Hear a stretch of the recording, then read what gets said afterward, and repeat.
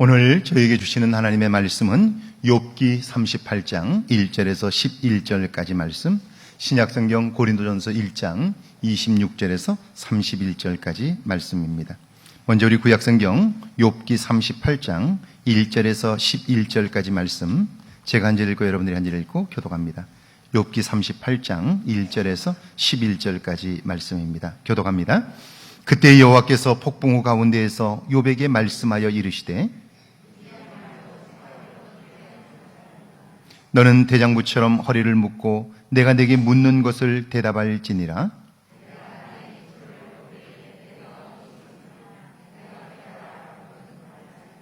누가 그것의 도량법을 정하였는지, 누가 그 줄을 그것의 위에 띄었는지 내가 아느냐?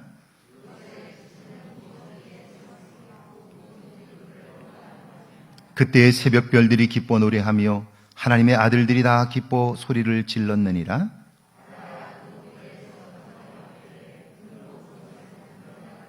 그때에 내가 구름으로 그 옷을 만들고 흑암으로 그 강보를 만들고, 같이 읽습니다. 이르기를 내가 여기까지 오고 더 넘어가지 못하리니 내 높은 파도가 여기서 그칠지니라 하였노라. 아멘. 신약성경 고린도전서 1장 26절에서 31절까지 말씀입니다. 26절에서 31절까지 말씀 교독합니다. 형제들아, 너희를 부르심을 보라. 육체를 따라 지혜로운 자가 많지 아니하며 능한 자가 많지 아니하며 문벌 좋은 자가 많지 아니하도다.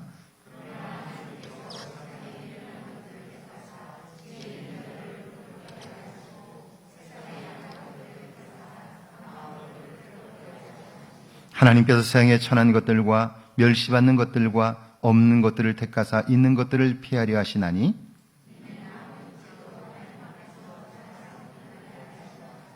너희는 하나님으로부터 나서 그리스도 예수 안에 있고 예수는 하나님으로부터 나와서 우리에게 지혜와 의로움과 거룩함과 구원함이 되셨으니,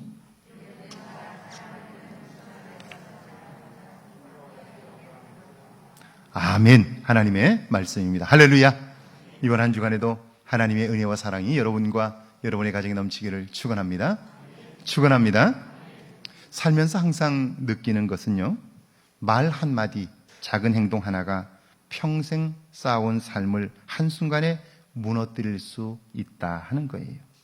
감정을 조절하지 못하고 또한 잘못된 확신을 갖고 살 때 이런 일들은 항상 벌어질 수 있다 하는 생각을 하면서요, 매일매일 나 자신의 내면, 나 자신의 속사람에게 관심하지 않고 살면 이런 일들을 겪을 수밖에 없다 하는 생각을 하게 됩니다. 지난 주간 특별히 응급 차량을 막아선 택시 기사의 사건과 미국 뉴욕의 센트럴파크에서 촬영된 동영상 하나가 이런 생각을 더 깊이 하게 했습니다. 응급 차량을 막아선 택시 기사의 이야기는 여러분들이 다 아시니까 뉴욕에서 벌어진 한 사건을 여러분에게 소개합니다. 뉴욕의 랜드마크인 센트럴파크는 정말 아름다운 공원입니다. 그 중에 램블이라고 알려진 조용한 숲이 있습니다. 산책하는 사람들이 자주 찾는 곳인데요, 다양한 종류의 새들이 있어서 합창하듯 노래를 부릅니다. 그 소리가 너무 아름다우니까 새 소리를 들으려고 그것을 찾는 사람들이 정말 많습니다. 뉴욕시는 이런 새들을 보호하기 위해서 아침 9시부터 저녁 9시까지 개들을 데리고 산책할 때에는 반드시 목줄을 하도록 그렇게 정해 놓았습니다. 지난달 25일 한 여성이 개를 데리고 산책하면서 목줄을 하지 않은 거예요. 그걸 본 흑인 남성이 정중하게 개의 목줄을 해달라고 요청을 했어요. 이분은 카메라를 들고 있었는데요, 새를 관찰하며 사진을 찍는 탐조객이었습니다. 아마도 여성은 그 말에 불쾌함을 느낀 것 같아요. 화를 내면서 흑인 남성을 향해서 돌진합니다. 당황한 남성은 가까이 오지 말라고 손사래를 쳤습니다. 그 와중에 이 여성은 자신의 저 개를 함부로 다뤄요. 목을 이렇게 질질 끌고 다니는 거예요. 남성에게 다가와 카메라를 뺐습니다. 분이 풀리지 않았는지 경찰에 전화를 걸어요. 그리고는 그 전화기로 흑인이라고, 웬 남자가 이렇게 말해도 되는데 흑인이 나와 내 강아지를 위협하고 있다고, 흑인이 와서 지금 나를 위협하고 있다고, 그렇게 빨리 와달라고 전화를 합니다. 그런데 이 모습 전부가 이 흑인 남성의 카메라에 고스란히 담겼습니다. 집으로 돌아온 이 남성은 자신의 동생에게 공원에서 있었던 이야기를 했고요. 동생은 그 영상을 자신의 SNS에 올렸습니다. 그러자 그걸 본 사람들이 그녀의 동물 학대와 인종차별적 행동을 비난하기 시작했어요. 특별히 지금 여러분이 아는 것처럼 미국은 백인 경찰이 흑인 비무장 남성의 목을 압박해 숨지는 사건이 있었어요. 인종차별 논란이 있었고 시위가 전국적으로 벌어지고 있는 상황입니다. 이 사건이 사회적인 문제가 되었고요. 전국적으로 알려지게 되었습니다. 여러분, 목줄을 해야 하는 곳에서 하지 않은 것은 잘못이지요. 그럼 잘못했다고 그러면 그만이에요. 인정하지 않아도 그냥 목줄을 채우면 그만이에요. 그런데 오히려 상대방을 모함했어요. 화를 다스리지 못하고 강아지를 함부로 다뤘어요. 결국 이 여성은 오랫동안 키워온 자신의 강아지를 동물보호협회에 넘겨줄 수밖에 없었어요. 그뿐 아니라 알고 보니까 이분은 유명한 투자회사의 부사장이었는데요. 정말 그 자리까지 올라가려면 얼마나 힘든지 몰라요. 그 평생에 노력해서 그 자리에 올랐는데 한순간에 그 자리에서 쫓겨나고 말았습니다.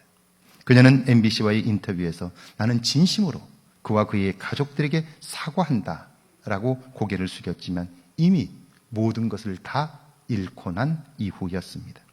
저는 욥기를 설교하면서 자신의 옳음을 주장하는 욥을 보면서 하나님은 무슨 생각을 하셨을까 상상했습니다. 어떤 표정을 하고 계실까 생각해 보니까 하나님은 화가 나셨어요. 왜요? 정말 욥이 잘못한 건 없잖아요. 잘못하지 않은 걸 잘못하지 않았다고 말하는데 그것이 뭐가 그렇게 잘못되었나요? 그런데 잘못되었어요.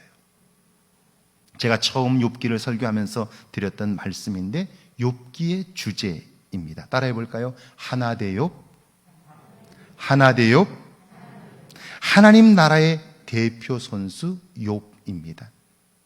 자, 원래부터 이 일의 시작은요, 욥의 잘잘못에 있지 않습니다. 하나님이 욥을 칭찬하자 사단은 욥을 참소했어요.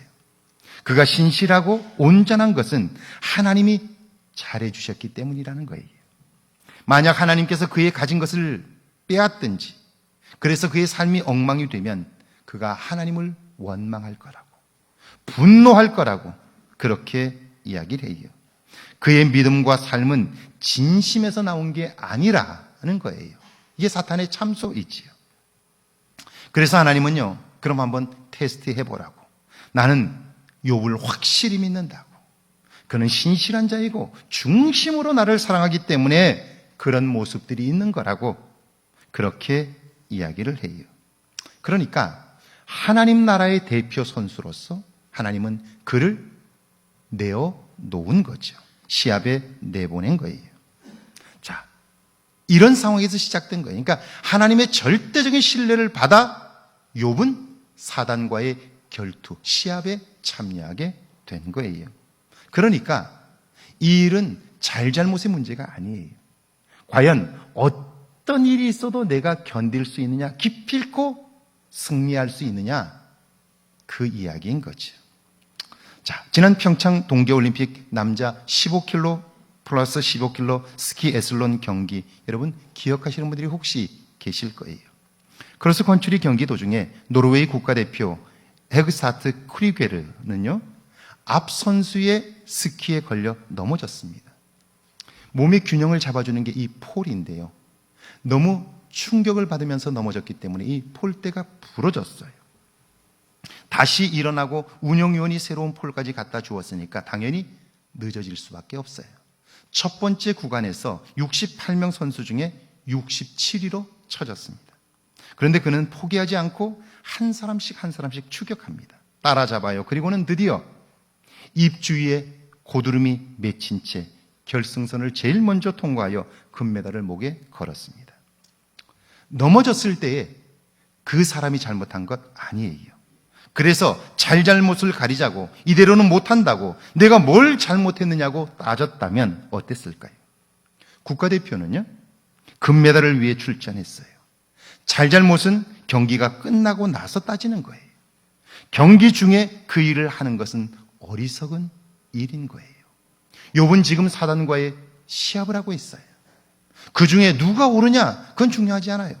누가 기필코 승리하느냐? 이게 중요한 것이죠. 욥은 잘못하지 않았어요. 그러나 하나님 나라의 대표 선수로서는 실격이에요. 그래서 하나님이 화가 나신 거예요.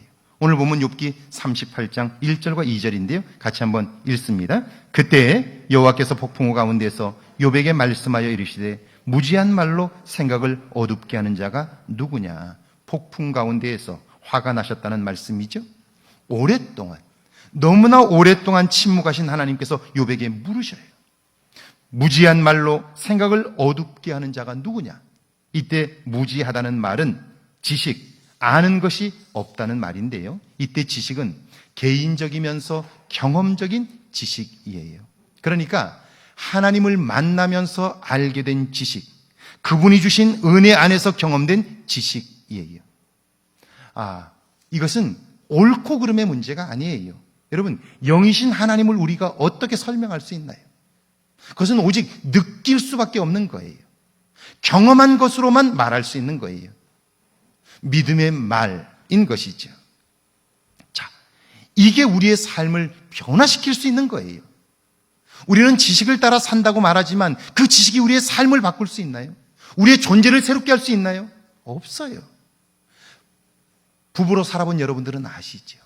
상대방이 내 마음에 들지 않아서 그걸 고치려고 끊임없이 나의 옳은 이야기를 해보세요. 어떤가요? 고쳐지던가요? 감정만 상하고 관계만 깨지지 않나요? 여기 이때의 지식은 하나님을 경험적으로 만난 지식이에요.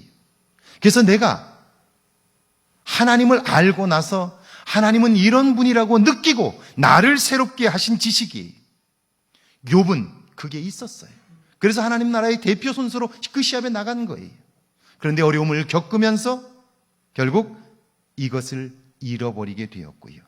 이게 없으니까 생각이 어두워진 거예요. 생각이 어두워지니까 반응이 대표 선수급에서 미달하게 된 것이죠. 이런 거예요. 애굽에서 나온 이스라엘 백성들, 그들이 신광야에 이르렀을 때에 물이 없어요. 물이 없으면 하나님께 구하면 돼요. 왜요? 그들에게는 경험적으로 알고 있는 게 있잖아요. 우리는 불가능한 것들을 하나님은 가능하게 하셨어요. 홍해를 가르신 그분이 그들에게 물을 주실 수 없겠어요? 그러면 물이 없을 때에 하나님, 우리에게 물이 없습니다. 물을 주세요. 그러면 돼요. 아니, 이 광야에 무슨 물이 있어? 물이 없어서 사막인데 여기에 어떻게 물을 가져올 수 있어? 이건 우리의 지식인 거죠. 그런데 우리 생각에 불가능한 것들을 하나님은 하셨잖아요. 그러면 하나님, 우리에게 물이 없습니다. 물을 달라고 말하면 돼요. 그런데 그들은 모세를 향하여 불평과 원망을 쏟아내요. 여기서 이 고생을 하느니 차라리 죽는 게 낫다고, 왜 우리를 여기까지 끌고 와서 이 고생 시키느냐고, 우리를 나쁜 곳으로 인도하는 의도가 뭐냐고, 먹을 것도 없고 마실 것도 없는 이곳에서 우리를 어떻게 하려는 거냐고. 난리가 아닙니다. 여러분, 모세는 무슨 죄입니까? 회막에 엎드린 모세를 향하여 하나님이 말씀합니다. 회중을 모으고 그들의 목전에서 반석에게 명령하여 물을 내라. 내가 그 반석에 물을 내게 하여 회중과 그들의 짐승에게 마시게 할지니라. 회중을 모으고 반석에게 명령하여 물을 내라. 이것이 하나님의 말씀입니다. 그런데 모세는요, 손에 들린 그 지팡이를 반석에 2번 힘껏 내리쳤어요. 뭐라고 하면서요? 반역한 너희여 들으라. 여러분, 화가 난 거죠. 모세는 지금 화가 났어요. 그들의 불평과 원망은 한두 번이 아니에요. 과거에도 그랬는데 조금도 달라지질 않은 거예요. 화가 날만 해요. 물론 바위는 갈라지고 많은 물이 솟아 먹고 마셨어요. 그런데 백성들의 행동도, 그렇다고 모세의 이런 행동도 하나님이 세우신, 하나님이 신뢰하는 하나님 나라 대표 선수의 반응은 아닌 거예요. 그래서 하나님은요, 그 백성도 모세도 가나안 땅에는 들어갈 수 없다, 그렇게 말씀하세요. 그런데 여러분 아시죠? 모세는 무명한 자처럼 삶을 그렇게 마쳤어요. 그 말씀에 순종함으로 그렇게 역사에서 사라졌는데요. 그런데 놀라운 것은요, 무덤 하나 찾을 수 없는 그의 삶이 오늘까지 우리에게 알려지고 있어요. 가장 무명한 자처럼 그의 인생은 마쳤지만 그의 삶은 가장 유명한 자로 남게 된 거죠. 하나님이 하신 놀라운 일입니다. 이제 하나님은요, 모든 것을 아는 것처럼 항변한 욥을 향해 물으십니다. 너는 대장부처럼 허리를 묶고 내가 네게 묻는 것을 대답할지니라. 욥기 38장 4절을 같이 한번 읽습니다. 4절입니다. 내가 땅의 기초를 놓을 때에 내가 어디 있었느냐? 내가 깨달아 알았거든 말할지어다. 네가 지금 땅을 딛고 서 있지? 그 땅의 기초를 어떻게 놓았는지 너는 알아? 네가 다 아는 것처럼 말하고 있는데, 다 아는 것처럼 판단하고 있는데, 네가 발을 딛고 있는 그 땅의 기초를 어떻게 세웠는지 너는 아느냐? 여러분, 욥이 이걸 어떻게 알겠어요? 5절을 같이 한번 읽어볼게요. 5절입니다. 누가 그것의 도량법을 정하였는지, 누가 그 줄을 그것의 위에 띄웠는지 내가 아느냐? 여러분, 강과 숲과 산과 임야, 누가 그 경계를 정했나요? 그 경계를 정한 것이 누구나요? 하나님이 묻는 거예요. 너는 그걸 아느냐? 농사를 지을 수 있는 땅과 지을 수 없는 땅, 그거 경계를 누가 정했는지 너는 아느냐? 여러분, 더더욱 모르는 내용이죠. 6절에서 8절인데요. 같이 한번 읽습니다. 그것의 주추는 무엇 위에 세웠으며 그 모퉁이 돌을 누가 놓았느냐? 그때 새벽별들이 기뻐하며 하나님의 아들들이 다 기뻐 소리를 질렀느니라. 바다가 그 모태에서 터져 나올 때에 문으로 그것을 가둔 자가 누구냐?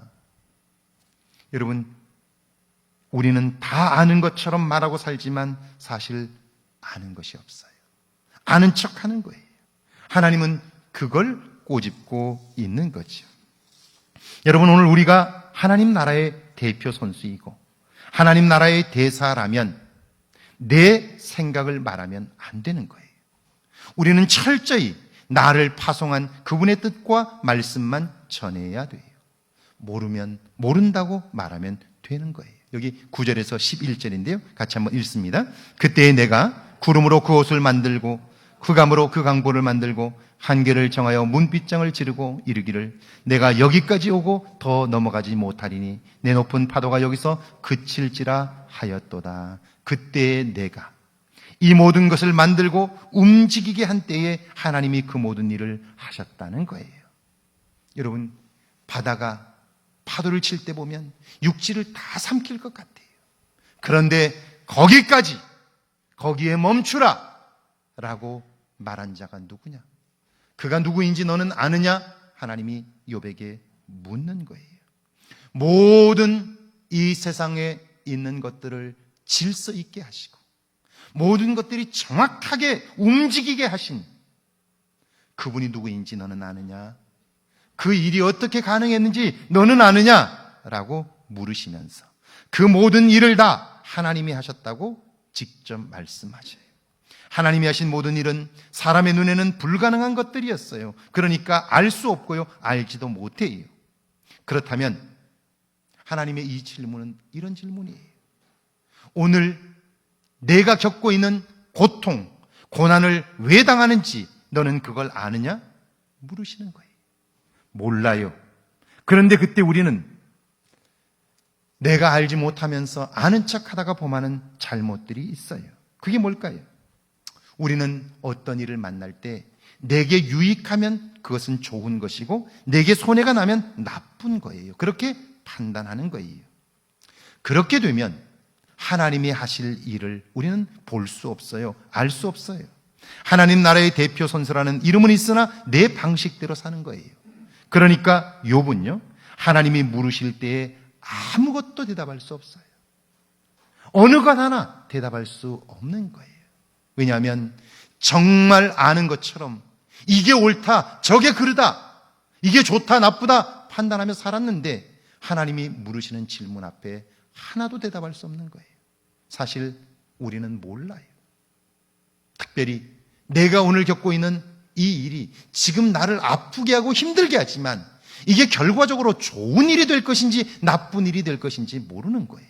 하나님이 하실 일을 몰라요. 그런데 우리는 뭐라고 생각하냐면 내게 유익하면, 내게 손해가 되면 나쁘다고 생각하고 유익이 되면 좋다고 생각하는 거예요. 이게 얼마나 어리석은 일이냐 하는 거예요. 추신수라는 야구 선수가 있습니다. 텍사스 레인저스에서 뛰고 있는데요. 한국인으로서 메이저리거로서 가장 성공한 사람 중 한 사람입니다. 그는 고등학교 때 최고의 투수였습니다.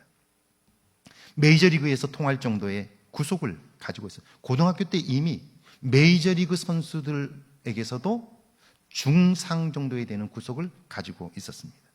세계 청소년 야구 대회에서 투수로 출전하여 최고의 선수상을 받았습니다. 그러니까 탁월한 선수입니다. 그래서 미국 프로 야구팀의 스카웃이 되었는데 그곳에는 전문가들이 많습니다. 그들은 추신수를 보고 나서 하나같이 이야기합니다. 추신수를 타자로 키워야 한다는 거예요. 직접 그 선수에게 이들이 조언을 했고요. 결국 추신수 선수는 타자로 전향을 했고요. 오늘 최고의 선수 중 한 사람으로 성장했습니다. 내가 좋은 대로, 내가 편한 대로 했다면 결코 오늘의 추신수는 없었을 것입니다. 오늘 신약의 본문인데요. 고린도전서 1장 26절입니다. 같이 한번 읽습니다. 26절입니다. 형제들아 너희를 부르심을 보라. 육체를 따라 지혜로운 자가 많지 아니하며 능한 자가 많지 아니하며 문벌 좋은 자가 많지 아니하도다. 형제들아, 이 말씀은 욥을 비롯한 오늘 우리들이 하나님 나라의 대표 선수라는 거죠. 그런데 처음 하나님이 부르셨을 때 우리 모두는요, 지혜롭거나 능력이 많거나 그렇다고 집안이 좋은 것은 아니었어요. 모두 다 부족하고 연약하고 어리석은 사람들이었어요. 그렇다면 왜 하나님은 이런 사람들을 부르셔서 대표 선수로 세우셨을까요?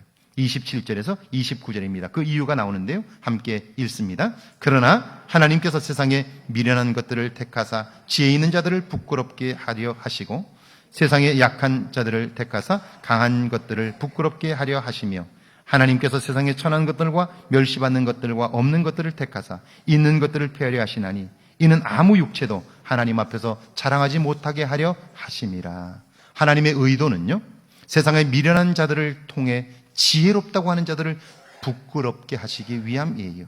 약한 자들을 통해 강한 것들을 부끄럽게 하시고 천하고 멸시받고 가난한 사람들을 통해 모든 걸 가졌다고 자랑하는 자들을 폐하시기 위함이에요. 그래야 피조물 된 인간은 누구도 하나님 앞에서 자신을 자랑할 수 없어요. 하나님을 두려워함으로 온전한 삶, 내게 주어진 여건 속에서 하나님의 뜻을 구하고 하나님의 뜻을 구하여 마지막 하나님이 이루실 일들을 온전히 이루어 가게 되는 거죠. 그러고 보니까 하나님이 욥을 칭찬하신 이유가 있습니다. 욥기에 보면요, 욥기 1장에 보면 하나님이 욥을 칭찬하신 이유를 이렇게 밝혔어요. 내 종 욥을 주의하여 보았느냐? 그와 같이 온전하고 정직하여 하나님을 경외하며 악에서 떠난 자는 세상에 없느니라. 능력이 많거나 재주가 많은 걸 칭찬한 게 아닙니다. 부족해서 넘어지고 흔들려도 자신을 지키려고 노력하는 거예요. 내 힘으로는 안 되니까 하나님의 도움을 구하는 거예요. 악과 싸우되 피 흘리기까지 싸워 하나님의 도움으로 기필코 이긴 거예요. 그러니까 여러분, 살아가는 동안 자기 스스로 똑똑하다는 사람은요, 자기 계획과 자기 생각에 바빠서 하나님을 섬기지 못해요.